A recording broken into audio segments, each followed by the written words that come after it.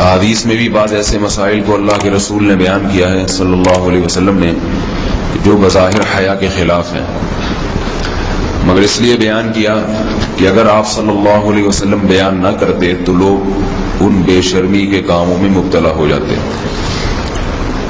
اسی وجہ سے میں بھی یہ ہمت کر رہا ہوں کہ ایک اور ایسا گناہ جس میں لوگ مبتلا ہیں اور وہ ہے حیا کے خلاف،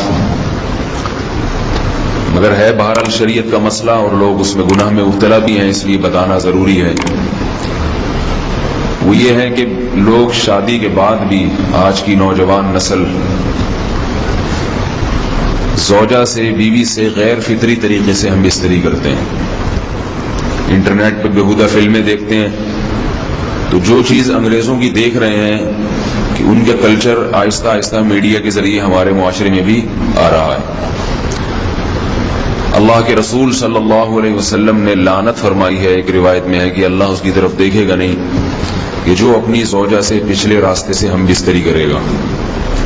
یہ بیماری بھی، یہ گندگی بھی لوگوں میں پھیلتی جا رہی ہے، خاص طور پہ جن کو لڑکوں سے بدفعلی کی عادت پڑ جائے تو وہ زوجہ سے فطری راستے سے ہم بستری نہیں کرتے۔ اللہ نے فرمایا کہ نساؤکم حرث لکم، یہ تمہاری زوجات ہیں، بیویاں ہیں، یہ نسل بڑھانے کے لیے ہیں۔ تو اسی راستے میں انسان اپنی خواہش کو پوری کر سکتا ہے جس راستے سے نسل بڑھتی ہے، اس کے علاوہ کسی اور راستے سے اپنی خواہش کو پورا کرنا یہ حرام ہے، گناہ کبیرہ ہے، گندگی ہے۔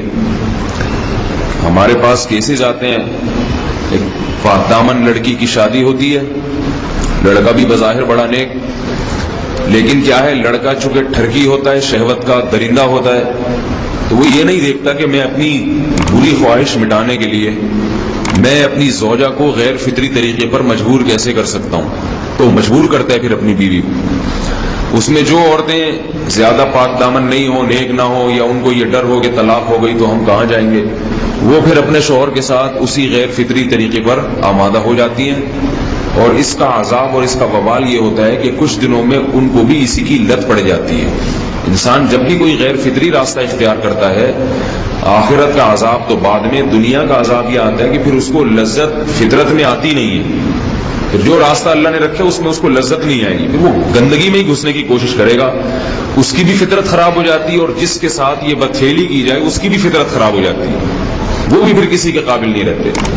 تو اپنے جان پر رحم کرنا چاہیے۔ ہم انسان ہیں، ہم درندے نہیں ہیں، ہم گھوڑے نہیں ہیں، ہم گدھے نہیں ہیں، ہم جانور نہیں ہیں، ہم انگریز نہیں ہیں۔ انگریز نے تو حیا اور شرم کی تمام حدود کو توڑ دیا ہے، وہ تو درندے بن چکے ہیں۔ ہم تو درندے نہیں ہیں، ہم تو حلال کھاتے ہیں، پاک صاف رہنے کی کوشش کرتے ہیں، تو ہم ان کی جو کلچر دیکھ دیکھ کے ہم ویسے درندے بننے کی کوشش کیوں کریں؟ تو یہ بہت بڑا وبال ہے، بہت بڑی برائی ہے جو ہمارے معاشرے میں آہستہ آہستہ جڑ پکڑتی جا رہی ہے، اور اس سے بیماریاں بھی پھیلتی ہیں۔ غیر فطری طریقہ ہے، بیماریاں بھی پھیلتی ہیں۔ ایسے کیسز آتے ہیں کہ جناب وہ مرد مجبور کر رہا ہے بیوی کو، اور وہ بیوی جو ہے ساتھ نہیں دیتی، تو پھر اس کو طلاق کی دھمکیاں دیتے ہیں۔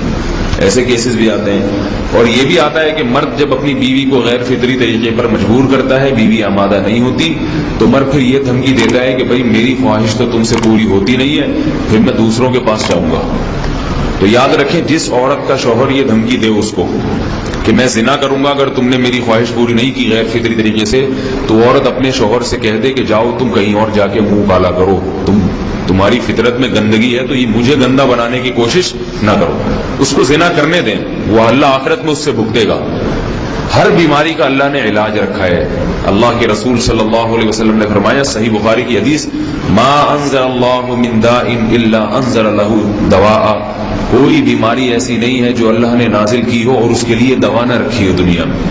تو اگر کسی کو ایسی لت پڑ گئی ہے غیر فطری کام کی، تو اس کو چاہیے کہ وہ اپنا علاج کرائے، ڈاکٹر سے بھی رابطہ کرے، اور سب سے بڑا علاج یہ ہے کہ کچھ وقت صبر کرے گا، چھوڑ دے گا کچھ عرصے کے لیے، تو خود بخود آہستہ آہستہ صحیح ہو جائے گا۔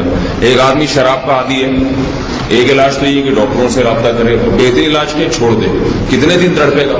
ایک دن، 2 دن، 3 دن، 4 دن، 1 ہفتہ، 2 ہفتہ، بہت زیادہ سال ہو جائے گا نا، اس کے بعد خود بہت ٹھیک ہو جائے گا۔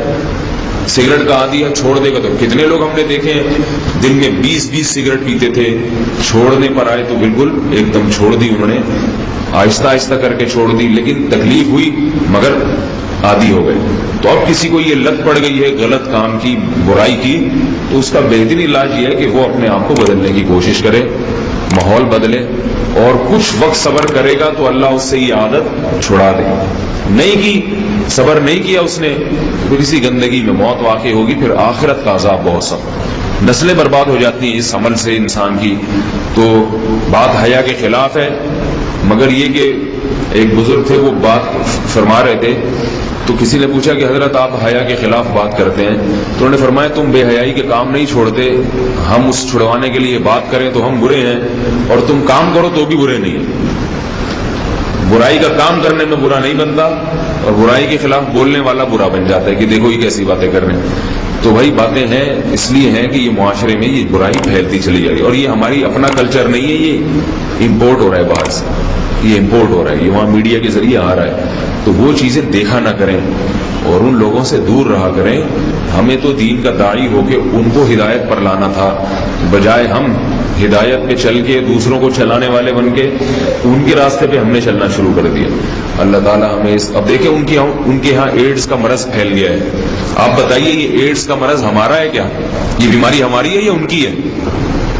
हमारे यहाँ बीमारियां हैं, खांसी है, नजला है, ठीक है ना, ब्लड प्रेशर है, शुगर है, ये बीमारियां हमारी हैं। कोई अल्लाह का शुगर है गंदी बीमारी हमारे यहाँ नहीं है। जितनी गंदगियां हैं वहां से आ रही है, एड्स का मरज वहां से इंपोर्ट हुआ है। वो एड्स का मरज इसी बदफेली की वजह से पैदा होता है, इसी से जरासीम पैदा होते हैं, और इतना खतरनाक मरज के ऐसे मुतादी ऐसे फैलता है। अफगानिस्तान में एड्स का रेशो 0 था, 0।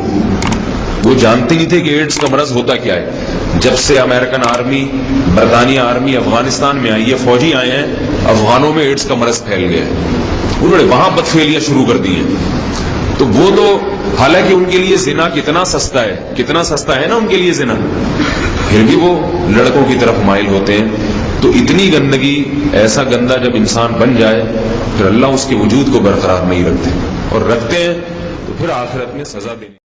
दोस्तों इस तरह के अच्छे बयानात सुनने के लिए हमारे चैनल को सब्सक्राइब करो और साथ बेल का आइकन प्रेस करके ऑल सेलेक्ट करो। शुक्रिया। फिर मिलेंगे नेक्स्ट वीडियो में। अल्लाह।